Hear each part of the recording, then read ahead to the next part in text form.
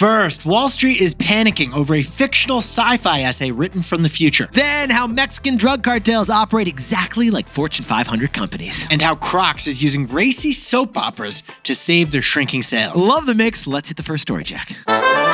This is Nick. This is Jack. It's Wednesday, Ceviche Wednesday, February 25th, and today's pod is the best one yet. This is a T-Boy. The top 3 pop business news stories you need to know today. You hear that sound? Is that the bats? Is that the black cod white mole taco I had last night? That was now my love language. It's somebody cracking into a Shiner box. Yeah. It's McConaughey, I think. Because we just landed in Austin, baby. We got our live T-Boy show later tonight. The next 3 episodes of this show are going to be a little more boisterous than usual. Yeah, they will. First, because I'm in the room with Nick right now, which is great. It's a beautiful thing. Tonight, Wednesday night, we're recording the show live. Thursday morning, that live show is coming to this podcast. And Friday morning, we have a guest interview. And all of it slathered with barbecue sauce and Stetson hats, baby. Jack, let's hit our 3 stories. For our first story, it's the Substack sell-off. A viral essay written from the future reveals how AI has decimated the economy in a fully science fiction-y way. Because sometimes it takes science fiction to change real life. All right, Jack, if we're going to tell this story, we're going to go like literary review style, right? So let's summarize all the efforts people have made to try to scare us into action on artificial intelligence. Okay, let's start 3 years ago, 2023. An open letter from 33,000 scientists demanding a pause on AI because AI is like a nuclear bomb. Well, that didn't work. All right, so let's go back last year, 2025. Anthropic's CEO said that half of all entry-level white-collar jobs will be soon wiped out. Okay, so neither of those scary alarm bells registered with policymakers. How would you describe our government's AI policy, Jack? To have no AI policy. Exactly. To get out of the way of the tech companies. Which leads to 2026, our new approach. What is it? Scaring people into action by painting a picture of complete economic doom. Yeah. Worthy of a Jerry Bruckheimer action film. Oh boy, which leads to Wall Street's Citrini research, the news of the week. It was an article published on Sunday called The 2028 Global Intelligence Crisis. Bessies, this is a fictional article written after AI has destroyed the stock market, the economy, and society 2 years from now. This viral article is all Wall Street is talking about. And it's all Wall Street is selling about, too. So Jack and I read all 4,040 words of this fiction that felt like nonfiction. It felt like Orson Welles' what's it called, Nick?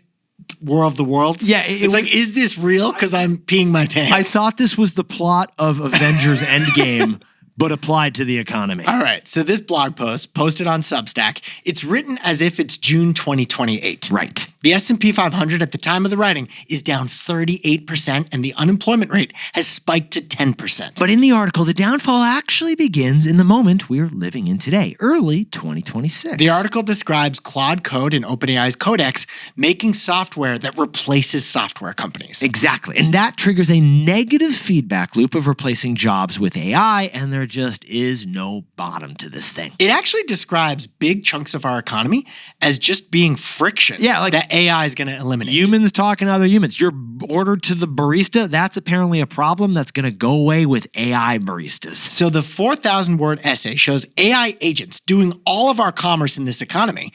And the result is that one industry of white-collar workers after another is just decimated. Now, we should point out, this essay shows that some parts of AI are pretty good for the consumer. Yeah, in this article, everyone has their own AI agent who ruthlessly negotiates prices with the hotel on your behalf. An AI agent who cancels the subscriptions from your subscription that you never used. An AI agent that knows you so well, they book your own honeymoon for you and save you like $5,000 on that Cabo trip. Hey, ChatGPT, thanks for the trip to Cabo. Much appreciated. In the article, DoorDash and Uber Eats are specifically referenced.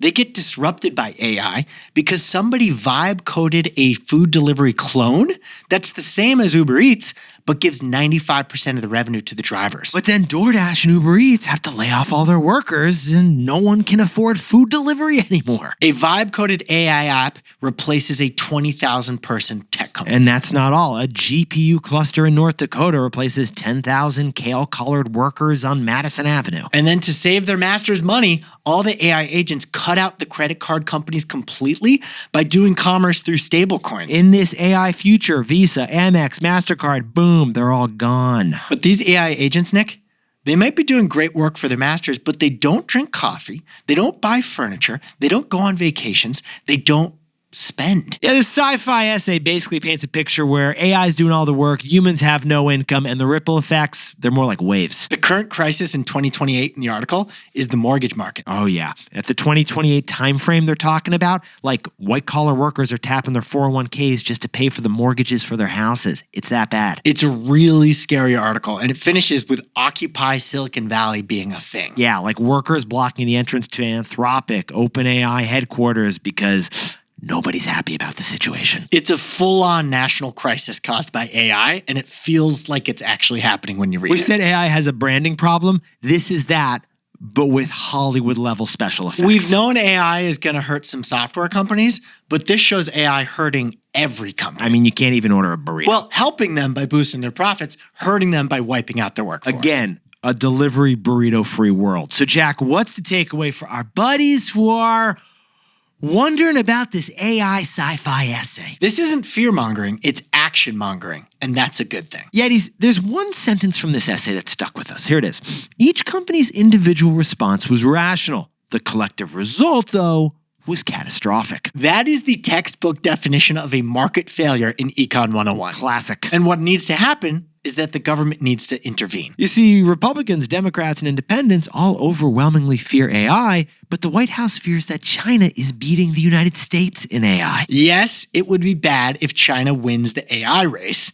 but this essay shows it would also be very bad, or it could be at least, if we win but have no policy to control it. So the essay describes some solutions, like a Transition Economy Act, where you tax AI to pay the workers who were displaced by it. It also shares a proposed Shared AI Prosperity Act, which treats AI like the Saudis treat oil, a source of our national income. So it ends with hope. You know, right now, it is not 2028, it is 2026. All these bad things haven't happened. Yeah, the S&P 500's at an all-time high. It's not down 38%. So what should we do? First, agree on the problem, and then act while we're still in a position of strength. Nasty, sometimes it takes superhero Avengers-level fiction to cause real-world change, not fear-mongering.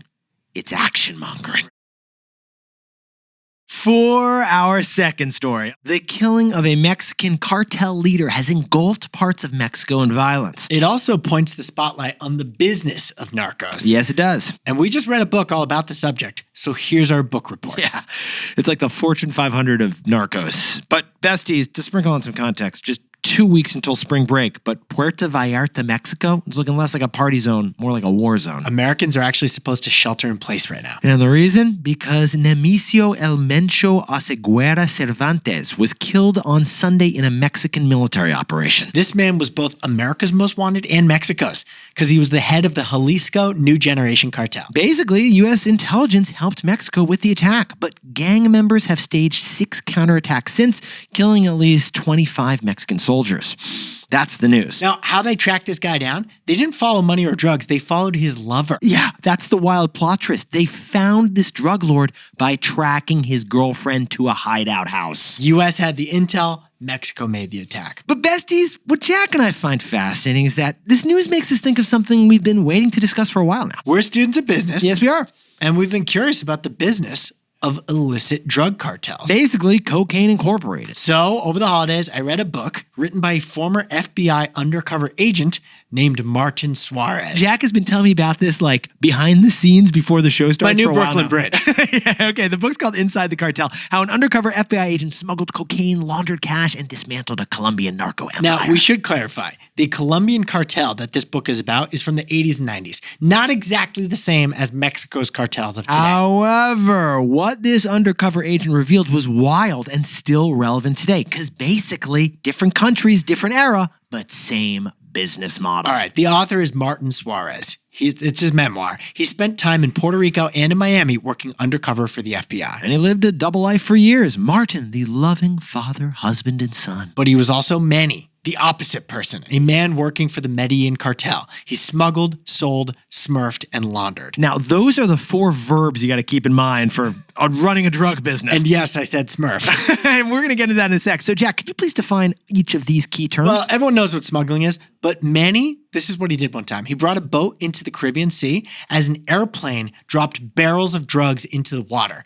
and he had to go fetch all those barrels. It was backbreaking work. That's how the drugs got into the country. But what is smurfing? Because I thought you made up that term. Well, after the drugs get sold and you have tons and tons of money, you need to divide the cash into piles just under $10,000 and deposit them to different banks so none of those deposits get reported. Yeah, the smuggling doesn't go anywhere unless you get the smurfing down. And all of it is very dangerous. Smuggling and selling drugs requires evading the Coast Guard, the FBI, the DEA. Sharks.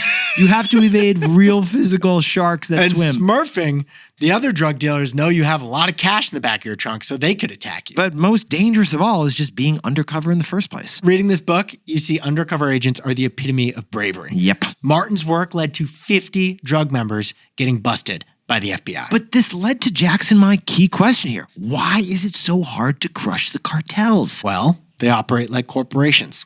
Efficient ones with lawyers. Fortune 500 ones. They are vertically integrated supply chains. They have a franchise model of local gangs. They have diversified portfolios of drugs, gambling, and farming. And instead of lobbying, they just get in the pockets of some local politician. Yeah, they often. dish out free hamburgers. Even branding. Like, think about those drug gang tattoos you've seen. Brand equity. Exactly. The definition of it. But for this business podcast, we were most interested in the laundering. We're not romanticizing it. We're just curious. How do you turn dirty money clean? How did the drug cartels do it for so long and get away with it? So, Jack, what's the takeaway for all our buddies named Marty Bird? The most important person in a drug cartel is the guy who went to business school and wears a suit.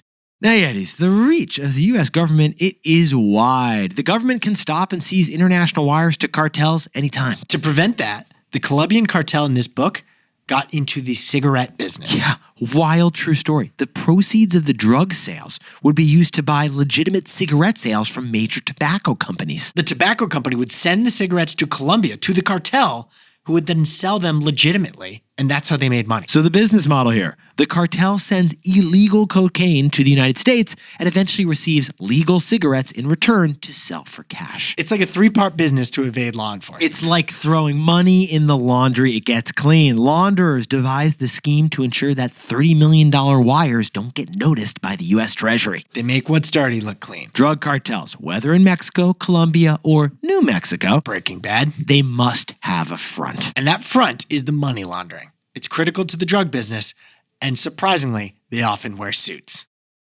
Now, a quick word from our sponsor. For our third and final story, a lot different than our first story, by the way. Crocs. Crocs has a new strategy to save their slowing shoe sales. It's a Crocs microdrama. Crocs, the shoe company, launched a mini soap opera, so we need to talk about toxic competition. All right, Jack, I'm checking the App Store right now. 6 of the top 200 apps, they are spicy, but they got nothing to do with food. They're microdrama apps. Yep. 6 of the top 200 in the App Store. Basically, mini soap operas that makes Days of Our Lives look like they deserve an Oscar. And an Emmy. We covered this innovative type of streaming network back in the fall, the microdrama moment. It's an app you download that's free. They're mostly Chinese owned, and microdramas are short form vertical shows, but split up into 52 1-minute long episodes. It's basically airport fantasy novel meets TikTok algorithm. And fortunately, Jack cut out 4 minutes of his day to watch one for us. What was it called again? I Had a Baby with You. I Had a Baby with You. It's a classic, instant classic, I should point out. What's the plot again? Basically, Will the heroine's husband's brother have twins with her mom's step-uncle on this spring break vacation? Right, but it turns out he's a trillionaire and she's a mermaid, and actually they've both been sleeping with the same coworker. The format? Yeah, it's predictable. It's a replicable format. C-list actors, D-list scripts, but here's the key. Their A-level business model is making Hollywood jealous. Because to keep watching the microdrama, you must make a micropayment. 99 cents to watch that final episode and find out who the father is. Spoiler, it's not the mermaid, but there is big money as a result in the microdrama. You're not going to believe this, but revenues of microdramas, which are in 6 of the top 200 apps, rose 35% last year to $26 billion. Jack, could you sprinkle on some context for us, please? We humans are spending more money on microdramas than we spend on Spotify. Sit down, stand up, and wait. Who's the father again? This is a huge and booming media industry. But besties, here's what Jack and I find fascinating. The biggest development in this microdrama movement is that brands have now entered the chat. Starting with Crocs. Yep. The adorable $5 billion shoe business has created their own racy microdrama. I feel like we need a record scratch sound effect It's called Charmed to Meet You. Great name. A microdrama where clogs are the co-star. Now, this Crocs microdrama is based on the true story of a Crocs employee, Lexi. She's single and she sees her neighbor's Crocs shoes outside his door. But his Crocs have no gibbets. So one at a time, she mysteriously begins planting her gibbets into his shoes until he finds out. A flirty dialogue ensues over the next 5 episodes, 2 minutes long, each on Reel Shorts, the Chinese microdrama app. Well, why is Crocs doing this? Lately, their business has had more holes than their shoes. That's right. Crocs revenue shrank in 2025 for the first time in 10 years. Maybe 2 minutes of sexual tension can revive sales growth. But besties, Crocs is not the only one, are they, Jack? JCPenney launched a Spanish mini microdrama with Telemundo. Dios mío. Procter & Gamble did a 55-episode rom-com microdrama starring their native deodorant. I don't even know how you do that script, Jack. And this is all part of a bigger trend that we saw after the success of the Barbie movie. Exactly, like we saw with Mattel. Brands are bringing Hollywood in-house. So, Jack, what's the takeaway for our buddies Are you trying to get like sultry and steamy right now? over in the microdramas? There are toxic relationships, but there's also toxic competition. Yetis, you know about the toxic relationship. It's when you stay in the relationship even though you know you shouldn't. Well, toxic competition is the same idea. Getting customers to stay with your product against their best interests. Like, do we really think microdramas are such good content they deserve more willingness to pay than Spotify does? I certainly don't. No, they should be smaller than Spotify. It looks like they're simply designed in a way that you just can't stop watching. Yeah. Racy content every episode, tease but don't satisfy, and have cliffhangers every minute. That you gotta pay for. Now, just to explain this further, positive competition is what you're used to. It's when one car company tries to make the best car possible. In that case, consumers win. Or one podcast trying to make a podcast better than the other podcast. That's positive competition. Toxic competition isn't focusing on making the best product. It's focused on making the most addictive product that maximizes your time spent, a lot like TikTok and Instagram do. Oh, look, besties, no judgment here. Microdramas aren't bad, but they can credit their success on what we call the toxic competition. Like a toxic relationship, you stay in a microdrama for way longer than you wanted to. You know who you are. You know what you need. And more than you know you should. Jack, could you whip up the takeaways for us for Ceviche Wednesday? It was the Substack sell-off, a doomsday essay fictionalized how AI could decimate the economy. It wasn't fear-mongering, though. This was action-mongering. For our second story, Crocs launched a microdrama highlighting Hollywood's newest media format. It's packaged for maximum engagement and time spent, just like TikTok. This is toxic competition. And our third and final story is Martin Suarez. His memoir revealed the business of drug cartels. The most important part? The laundering. The guy who's wearing the suit. But besties, this pod's not over yet. Here's what else you need to know today. First, a final winner of the Milan Olympics, fashion, specifically Montclair. The puffy vest brand sounds French, but it's based in Milan. And they just announced sales rose again, and so did Montclair stock. It's part of the broader ski-style surge. Yeah, despite global warming, everyone's into winter wear, especially Tom Wamsgan. Second, so much going on in AI. Here's the rundown. Oh, we gotta get more. First, Zuckerberg announced a huge deal with AMD, sending AMD stock up about 11%. Yeah, Zuck's Meta is using NVIDIA's rival for AI chips, signing a $100 billion deal and even buying AMD's stock. Also, Anthropic is under heat from the Department of Defense. Major beef with the Pentagon. Yeah, the defense secretary says Anthropic must drop all guardrails around how the army can use AI. Or else they'll use Grok instead. And finally, the vintage tech trend that we told you about just hit a whole new level. Google searches for iPods are booming, and they're coming from Gen Z. Did you realize the iPod was made until 2022? I had no idea until you told me that. I thought they were done like A decade way ago? before that. Yeah. Yeah, apparently they've been around for a while. So the secondhand iPods are becoming a hot item. Check your parents' attic Yep. because you probably have an iPod that's probably worth a lot of And money. you can resell that thing on eBay for like $1,000 quickly.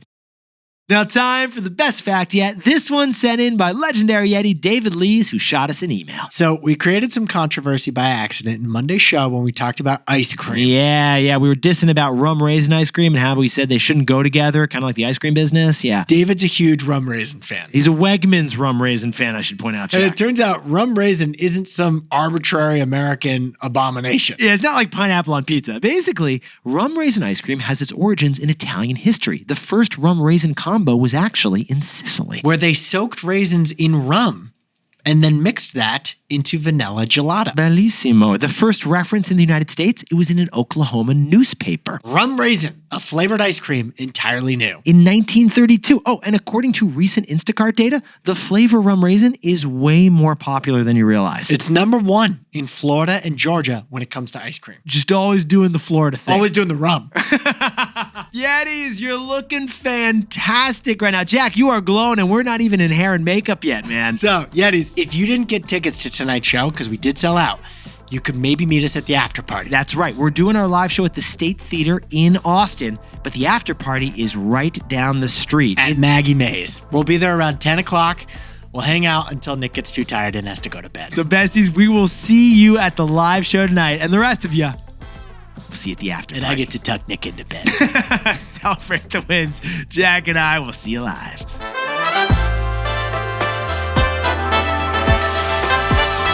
And before we go, a happy birthday to legendary Yeti Athena Morris from Alexandria, Virginia. She turned her mom into a bestie as well. Happy birthday to Navdeed Sood, the golfer, Bears fan, and psychiatrist to the stars in Grand Island, New England. Check that, Grand Island, Nebraska. Didn't know there were islands in Nebraska, but I'll take it, Jack. Maureen Steyer is a food scientist at Kraft Heinz who just engineered the year 26, her birthday, doing Shigir in Chicago. Happy 11th birthday to William Slade in Geneva, Illinois. And Hudson Harris gets some lobster for your 9th birthday up in Kennebunk. And happy birthday to Derek Burlski in Denver, Colorado. And Jenny Cordell over in Austin is coming to our live show tonight and celebrating the best birthday yet. And finally, a big shout out to Ross Alexander and the Kurlatches for the epic Austin recommendation. Thank you guys. Went to Suarte last night. Fantastic. This is Jack. I own stock of Crocs. Nick and I both own stock of Spotify and Apple, as well as ETFs of the S&P 500.